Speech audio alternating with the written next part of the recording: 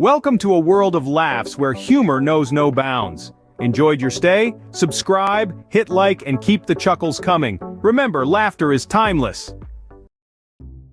One day there were these three young boys wandering around their neighborhood. All of a sudden they heard a desperate yell from a distance. Help, help, help. Curious and alarmed, the boys decided to follow the sound. As they got closer, they were shocked to see none other than Bill Clinton in the lake, struggling to stay afloat without wasting a moment. The three brave boys jumped into the lake and managed to save him from drowning once they were all safely on the shore.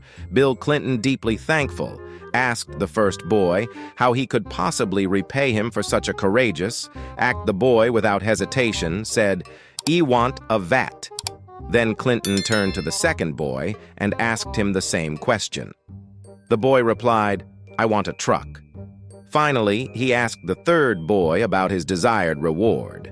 The boy responded, "I want 3 tombstones, each in a array with our names." Bill Clinton asked, "Why on earth would you want that, young man?"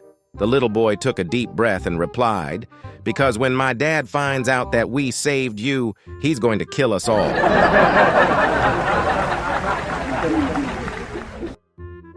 A young man walked into a church, tears streaming down his face, and approached the priest for confession. "Please forgive me, Father, for I have committed a sin," he said, his voice show up with emotion. "What did you do, my son acid?" The priest, a concerned look on his face.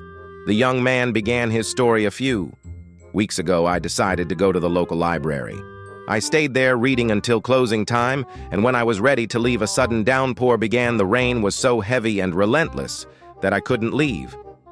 I found myself alone in the library with the librarian, a young woman who isn't married. One thing led to another, and well, I ended up sleeping with her." The man's confession paused. Ash continued to cry. The priest, trying to comfort him, said, "Don't shed any more tears, my son. Yes, it's a sin, but it's not the end of the world. You should pray 5 Hail Marys, and you will be forgiven." "But Father, there's more," the man sped.